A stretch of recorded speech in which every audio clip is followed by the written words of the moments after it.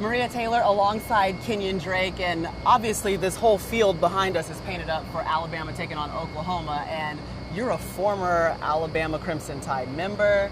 Of course, he's won national titles, SEC championships, all that. But what you know him from this year is one of the best plays in NFL, the Miracle in Miami. Where did it happen at on this field? It actually happened right here in this corner that we're right behind. So, perfect setup by the complete professionals y'all are. I appreciate it. We try to keep you in the corner where you had the most success. Right. Basically. I appreciate it.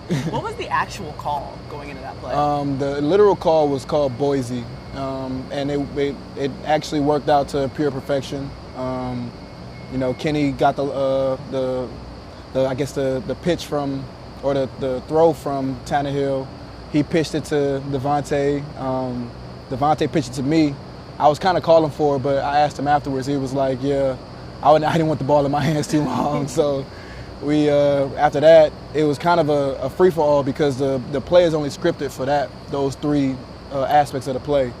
And then after that, it was just kind of ad-libbing. I was looking for somebody to pitch it to, making sure that I wanted to pitch it, behind, a lateral, because if we didn't, it would have been a dead play.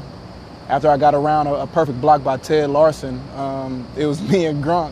And literally the first thing I thought when I saw Grunk was, why is he back here playing defense? And then that if he tackled me, I wasn't going to hear the end of it. So, luckily I was on the right side of history.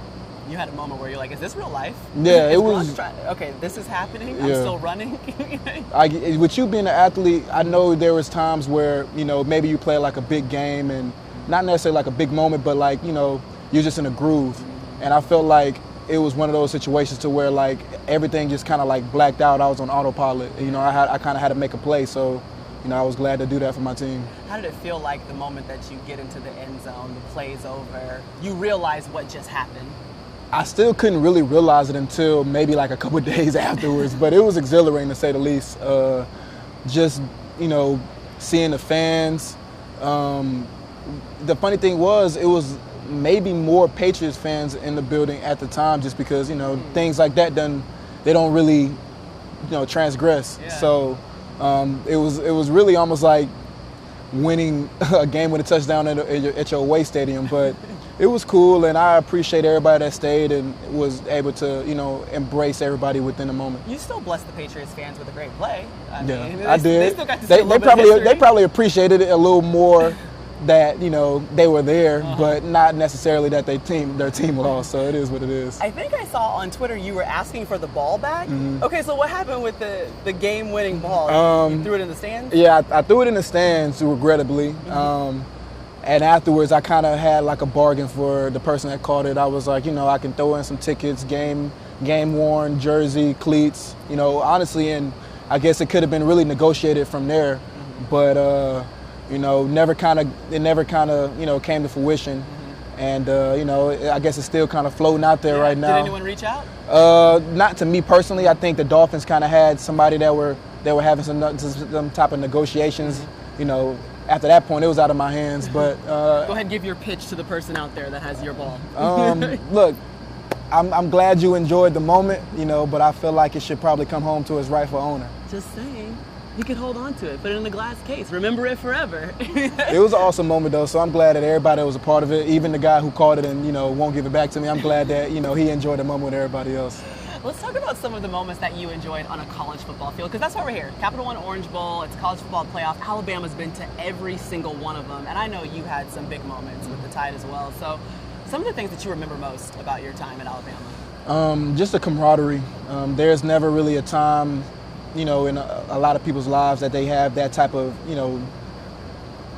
I guess, camaraderie with teammates going through a lot of, tough grinding. Like, as an athlete as well, in college, it's just a time that you can never really duplicate. And it was cool to be able to come here. Actually, I was here my freshman year. We played Notre Dame. So it's kind of cool to have the story come real full circle. And, we actually, we won that game, obviously. And, I would love for, Bama to, have a similar success.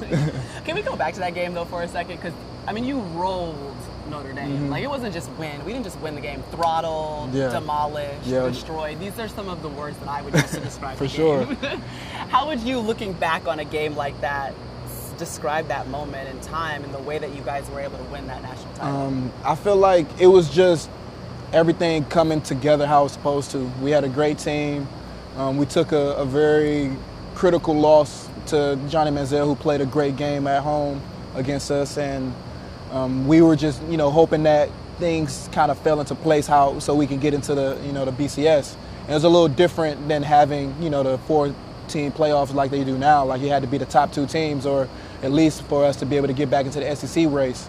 So with that being said, it was just awesome to, for everything to kind of come together, for us to play in the SEC championship, win that game, and then go on to the BCS championship and playing a great team in Notre Dame. It was awesome, but I felt like we had the better team and the better team won. And I was a freshman, so I didn't have much success with the overall score, but I got in at the end of the game, so that was cool.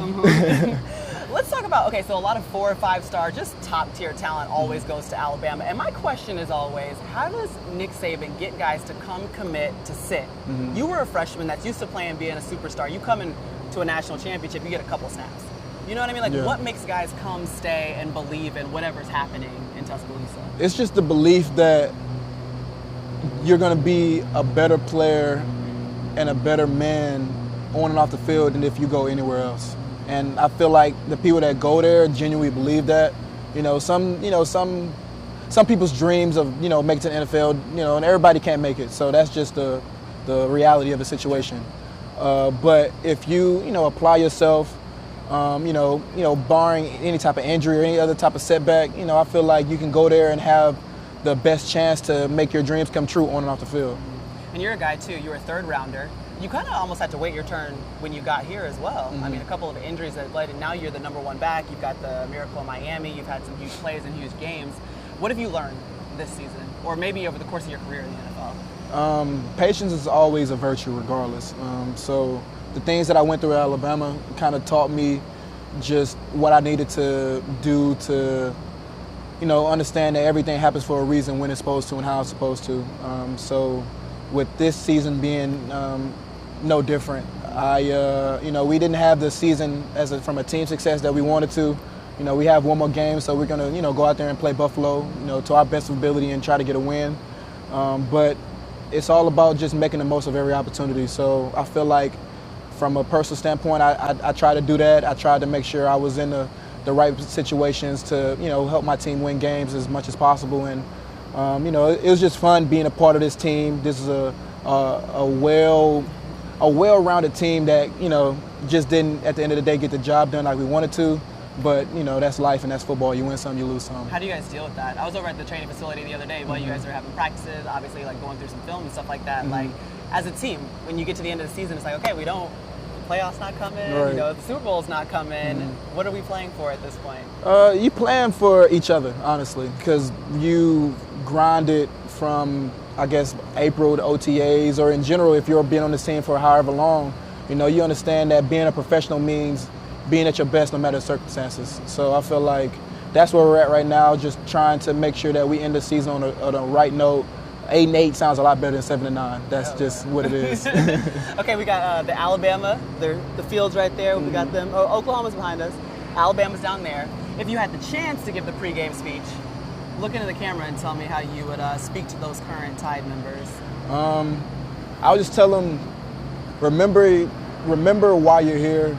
Remember the circumstances you went through to put yourself in the best situation to be where you are. And at the end of the day, it's just a game. You want to go out there and give your best, but at the end of the day, you always want to make sure if you did your best, there shouldn't be any other issue. Both teams have great players, but, we expect to win. You got Saban, so you have a really good Saban story for us? There's a lot of good Saban stories. Saban's just, he is what he is. He gives you what he gives you, and he's just the ultimate professional, you know what I mean? So, I love him to death because, he put everybody in the best position to be successful. And maybe you didn't really realize it at the time, being 18, 19-year-old, 20-year-old kid, but, the lessons that he taught us from the time we were there, even now I still go back and be like, this is something that he taught me, and I'm going to continue to, build upon that as I become a man. I feel like that too in college. I was like, man, I was a brat. Yeah. I could have been so much better, or you could have practiced harder. You Right. could have done like. And I feel like it's always, you know, like my dad always would tell me, he's like, you might not understand now, but eventually you will. And I feel like parents tell their kids that, you know, we want to be, you know, we think we know everything, but, you know, I guess we all here for a reason. Well, thank you for being here for a reason for us. I'm sorry you won't be here for the game. Yeah, it's all good. You Kenny's know, got to go to Buffalo. yeah, You know. we got to take care of business too. Yeah, we got to get to what? 8-8? 8-8. 8-8. Hey, finish the season strong. Right. Well, Alabama tries to stay undefeated. Oh, yeah, for sure. He'll be watching his former team.